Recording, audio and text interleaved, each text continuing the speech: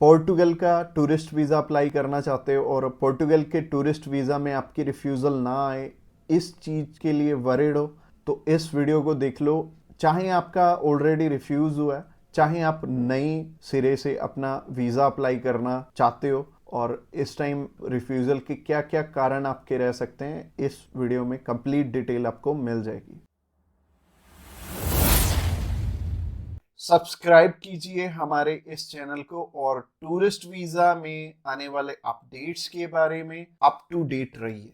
तो जहां तक बात की जाए आज के टाइम में रिफ्यूजल्स की, रिफ्यूजल रेट बहुत ज़्यादा पीक पे हैं और जैसे कि मैंने बताया 4 बारी अप्लाई करके 5 बारी अप्लाई करके भी लोग बैठे हैं जिनको कि समझ में नहीं आ रहा कि उनका रिफ्यूज़ क्यों हुआ है। तो सबसे बड़ी इसमें दिक्कत होती है रिक्वायरमेंट्स की। एक एम्बेसी की जो रिक्वायरमेंट है ना, वो ना तो आपको किसी साइट से मिलेगी और ना ही इसमें इलेबोरेट आपको एम्बेसी करेगी। चाहे उन्हें खुद फोन लगा लेना, चाहे आप वीएफएस को फोन लगा लेना, वो भी आपकी हेल्प नहीं करेंगे। और तीसरी चीज आती है यहाँ पे कंसल्टेंट्स। बहुत सारे कंसल्टेंट्स हैं, बहुत कुछ जानते होते हैं, वो आपको इसलिए नहीं बताते क्योंकि उस काम को करने में हो सकता है 2 मंथ या 3 मंथ या फिर 6 मंथ का टाइम जाए।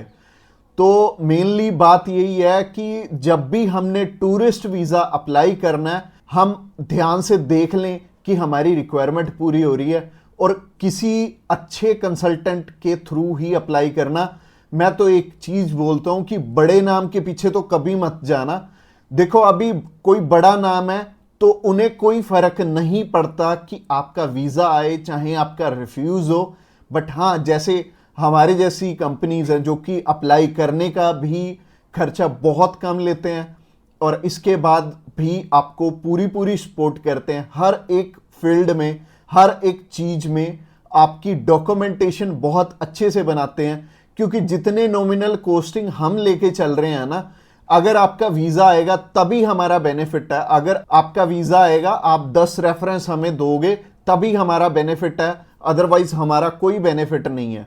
जो पर्सन आपसे ऑलरेडी 25,000 50,000 रुपये एडवांस में ले रहा है, उन्हें आपकी प्रोफाइल से कोई मतलब नहीं है। अच्छा, दूसरी तरह के कंसल्टेंट ये हैं कि जो हायर साइड पे 20-25 हजार रुपये आपसे पहले भी लेते हैं और 10 लाख रुपए बाद में भी लेंगे।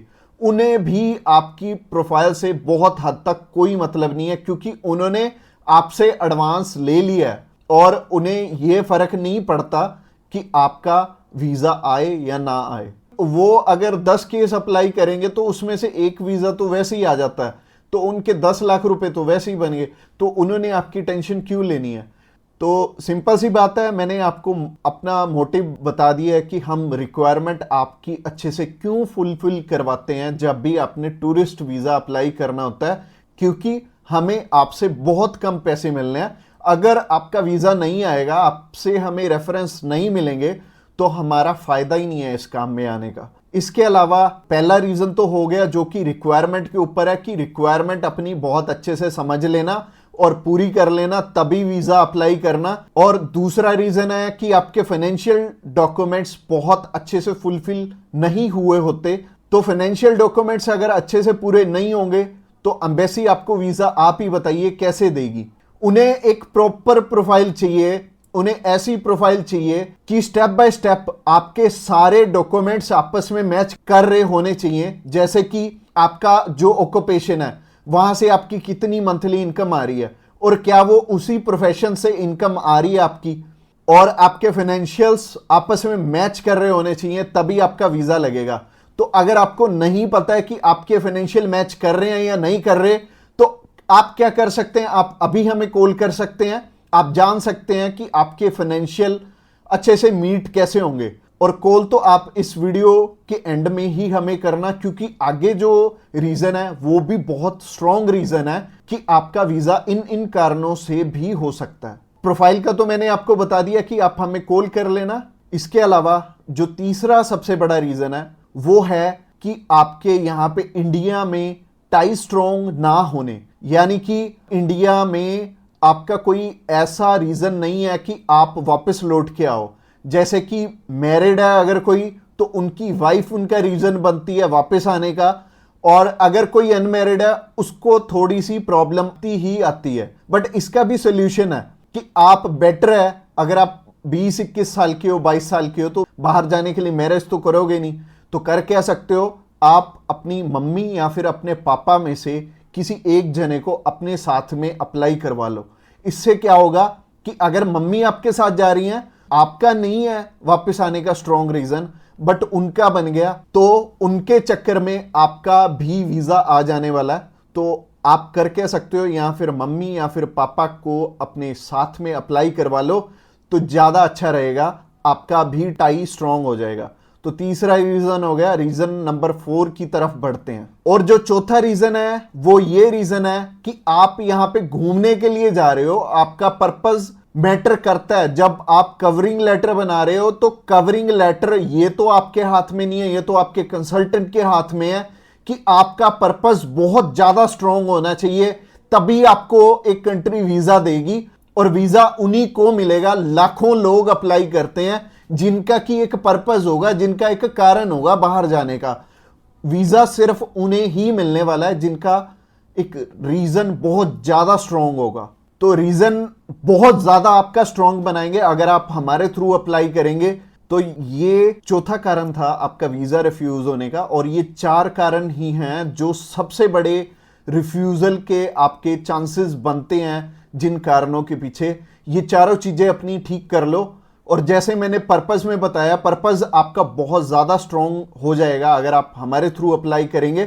तो अगर आप हमारे थ्रू अप्लाई करना चाहते हैं, आप जानकारी लेना चाहते हैं कि आपके रिक्वायरमेंट पूरी है, क्या आपके फैमिली टाइज स्ट्रॉन्ग है, तो आप अभी हमें कॉल करके पता कर सकते हैं कि क्या आपकी रिक्वायरमेंट अच्छे से पूरी है, क्या आपके फाइनेंशियल डॉक्यूमेंट, जो कि सबसे ज्यादा इंपॉर्टेंट है, आपस में मैच कर रहे हैं। इसके अलावा जो तीसरा कारण था वो था आपके फैमिली टाइज कितने स्ट्रॉन्ग है। इसके अलावा चौथा कारण है कि आपका पर्पस हम कितना स्ट्रॉन्गली लगाएंगे। इसके ऊपर आपका वीजा डिपेंड करेगा। और वीजा चाहे आप फर्स्ट टाइम अप्लाई कर रहे हो, चाहे ऑलरेडी आपके एक रिफ्यूजल है, 2 है, 3 है, 4 है, जितनी मर्जी आपकी रिफ्यूजल्स हैं, मैटर नहीं करती। हमारे पास बहुत सारे लोग आते हैं, एक पर्सन का हमने अप्लाई करके दिया था और उनका टोटल 12 बार रिफ्यूज था, 13th टाइम उनका वीजा आया था। और मोस्टली लोग 1 बारी, 2 बारी, 3 बारी, तो बहुत सारे लोग रिफ्यूज होते हैं। कई लोग तो 4-4, 5-5, 6-6 बार रिफ्यूज होते हैं। इवन उन्हें ये नहीं पता लगता कि हम करें तो करें क्या, वीजा तो हमें लेना है, और लेना भी बिल्कुल सही मायने में है, एक्स्ट्रा पैसे देके नहीं लेना, एक बिल्कुल नॉमिनल चार्जेस में ही अप्लाई करवाना है किसी से। तो उस कारण में वो ट्रैवल हिस्ट्री वाली साइड भी जाते हैं। तो ट्रैवल हिस्ट्री वाली साइड मैं तो बिल्कुल नहीं बोलूँगा कि आपको ट्रैवल हिस्ट्री बनानी चाहिए, क्योंकि इस टाइम एयर टिकट्स ही इतनी महंगी हैं कि अगर आप एक कंट्री में भी ट्रैवल करते हैं तो आपका 70 से 80 हज़ार रुपये लग जाते हैं। इसके अलावा अगर आप 3-4 कंट्रीज में ट्रैवल कर लिए तो आपके 3-4 लाख रुपए खराब हो जाने वाले हैं। और जैसे कि मैंने आपको पर्पस वाली वीडियो में बताया था, 15 से 16 हज़ार रुपये में आप हमारे थ्रू अप्लाई कर लेंगे और आप कम से कम 3 लाख रुपए में अपना 20 बारी अप्लाई कर पाओगे।